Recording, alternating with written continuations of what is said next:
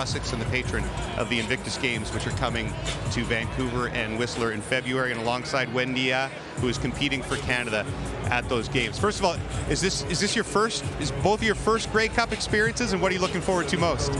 First Grey Cup, yeah. What are we looking forward to? The game getting started. Let's go. Hey, we've been on for 5 hours. Tell me about it. Is this your first win as well? Yeah, absolutely. I grew up in Regina. It's my first. So absolutely. Who are we rooting for today? No rooting interest?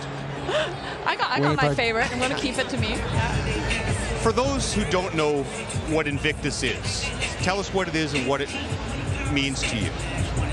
Okay, what it is, well, it's our 10-year anniversary this year, which is pretty exciting. The Invictus movement started back in 2014. It's a sporting platform used for the rehabilitation and support for wounded soldiers, both serving and veterans. Hi, guys. And we've now got 25 nations, growing all the time. And it's really an opportunity for the individuals themselves and their families to heal and rehabilitate through sport. And when you were a medical officer and mechanic in the Navy, suffered PTSD after 15 years. What has Invictus meant to you as an athlete? Well, as you know, PTSD is an illness that destroys connections, that interrupts some of your closest relationships in life. And ultimately, I think it really affected the relationship with myself.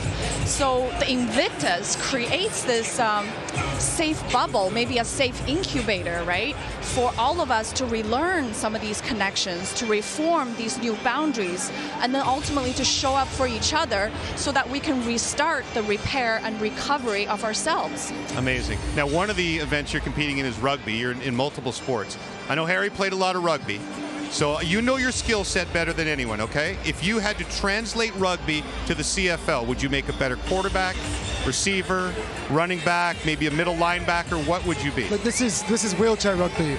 And yes. It's conveniently called murder ball.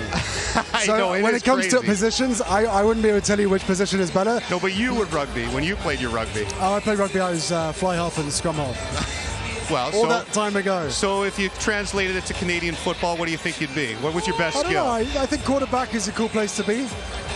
Quarterback, all right, running the show, exactly. And winter sports for the first time in Invictus.